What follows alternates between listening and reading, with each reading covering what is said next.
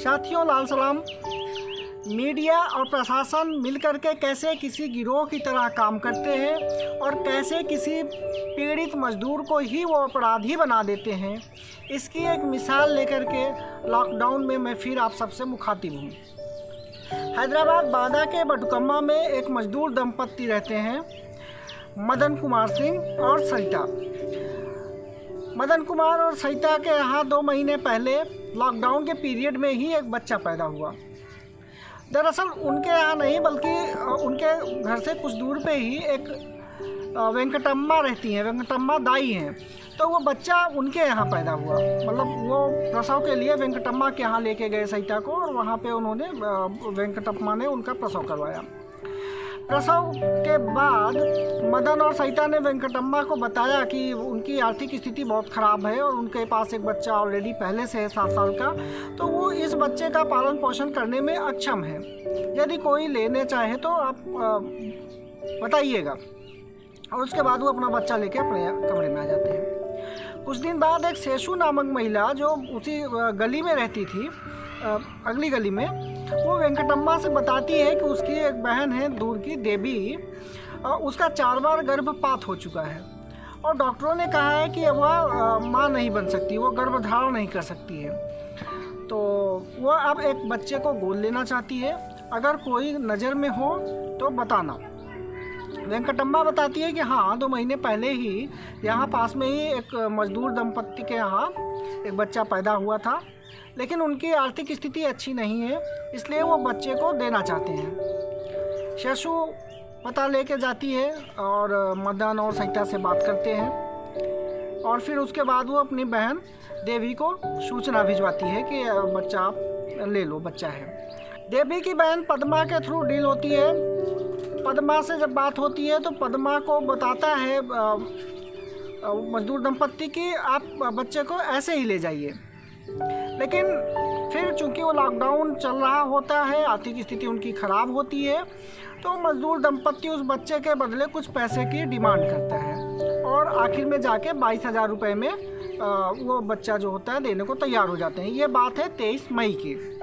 और 23 मई की रात में ही देवी का भाई अरविंद और शेषु, पद्मा, ये लोग आते हैं और वेंकटम्मा और शाम को ही बच्चा ले जाते हैं। बच्चा लेने के दौरान ही मदन जो होता है वो पद्मा से बताता है कि आपके बानोई जो हैं, यानी देवी के पति, वो ऑटो रिक्शा चलाते हैं, तो उनसे आप इतनी मेरी इल्तिजा है कि आप उनसे कहिए कि वो मुझे जो है मेरे गांव छोड़ दें। पद्मा बताती है कि ठीक है, लेकिन फिर बताती है कि लॉकडाउन है, लॉकडाउन में पुलिस की बहुत सख्ती है, तो गांव तक नहीं छोड़ा जा सकता।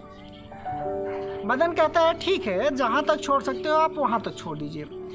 वो लोग राजी हो जाते हैं। अगले दिन यानी 24 मई को जब ऑटो लेकर के वो लोग आते हैं उन लोगों को, परिवार को छोड़ने के लिए, तो जो माँ होती है सरिता, वो रोने लगती है, भावुक हो जाती है और बच्चे के प्रति उसका मोह जाग जाता है और वो बोलती है नहीं, मैं अपना बच्चा नहीं दूंगी, और रोने लगती है। तो आसपास के लोगों को खबर होती है, पुलिस को खबर होती है और मामला इस तरीके से पूरा जाके खुलता है। 25 मई को नवभारत टाइम्स पत्रिका और एशिया नेट, ये 3 मुख्य अखबार, इन्होंने उस खबर को रिपोर्टिंग किया और उस रिपोर्टिंग में माँ के उस सौदे में, यानी बच्चे को बेचने में माँ के इन्वॉल्वमेंट का वहाँ पे जिक्र होता है। वो 3 अखबारों की मैं हेडिंग उनकी एक पढ़ के सुनाता हूँ, आप देखिए। 25 मई की पत्रिका के लिए रुचि शर्मा ने वो कहानी की थी और उसमें वो पत्रिका की हेडिंग है, 2 माह के बच्चे की माँ बाप ने लगा दी रकम, 22,000 में कर दिया मौत के हवाले, कुछ रुपयों के लालच में बेच दिया। ये खबर है। और उसके बाद एशिया नेट की हेडिंग है, लॉकडाउन की सबसे दर्दनाक कहानी, बेबस माँ ने 2 माह के बेटे को किया सौदा, पढ़िए दंपत्ति की दर्द भरी कहानी। और नवभारत टाइम्स का जो हेडिंग है वो है, आर्थिक तंगी के कारण 2 महीने के बच्चे को 22,000 रुपये में बेचने गई थी मजदूर माँ, पुलिस ने बचाया। ये 25 मई की कहानी है और तीनों की हेडिंग में ये जिक्र है कि माँ वहाँ पे इन्वॉल्व थी। उसके बाद कहानी में ट्विस्ट आता है पुलिस के ज़रिए इस तरीके से कि जेटी मेटला पुलिस सेक्टर 5 के जो एसआई हैं मन माधव राव, वो कहानी में शक जताते हैं कि पिता शराबी है और शराब के लिए उसने बच्चे को बेचा। ये शक होता है। भास्कर इस पे रिपोर्ट करता है 28 मई को, दैनिक भास्कर, और उसमें वो पुलिस के हवाले से कहता है कि पुलिस ने शक जताया है कि पिता शराबी है और शराब के लिए हो सकता है बेचा हो। इसके बाद न्यूज़ 18 इंडिया जो है वो इस पर रिपोर्ट करता है और जनज्वार का रिपोर्ट आता है। जनज्वार की रिपोर्ट में तो कंक्लूशन कर दिया है, जनज्वार की रिपोर्ट में कंक्लूशन कर दिया गया है कि शराब और कुछ पैसे के लिए शराबी पिता ने बेटे को बेच दिया और माँ को पता लगा तो माँ ने हंगामा किया। जबकि बच्चे का सौदा बच्चे को 23 मई को ही बेच दिया गया था, शशु के हवाले कर दिया गया था, और उन लोगों को 24 मई को सुबह जब जाना था अपने गांव और वो जब ऑटो लेके आए तब उन्होंने हंगामा शुरू किया। ये कहानी है।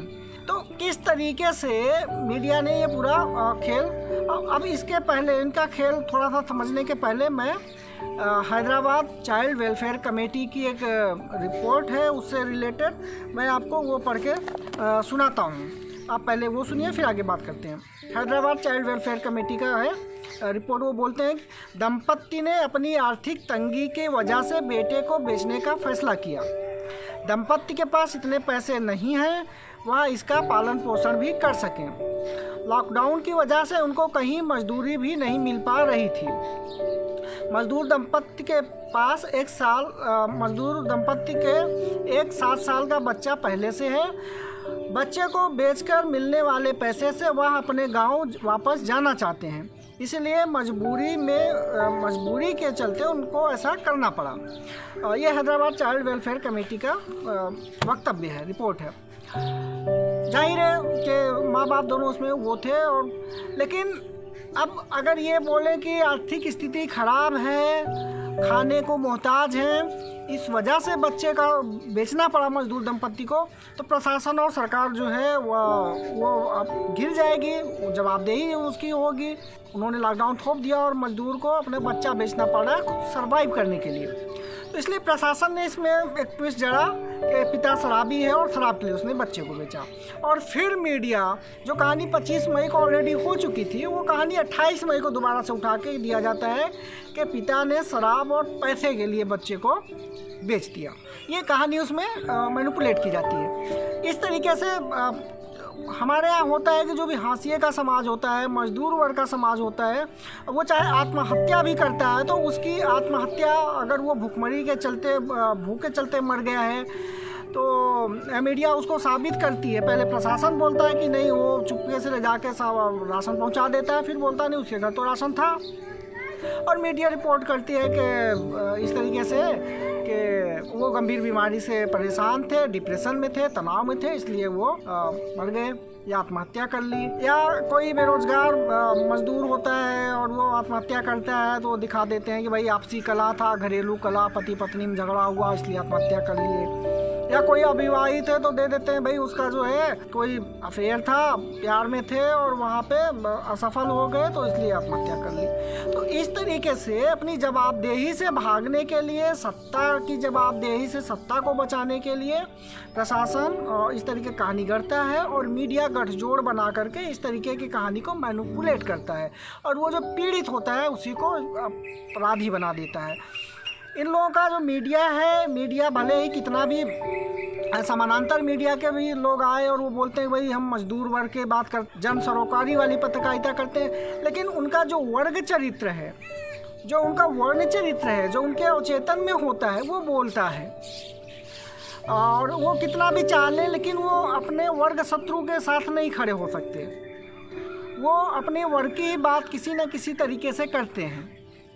बस मैं यही बोलना चाहता था आज की बात।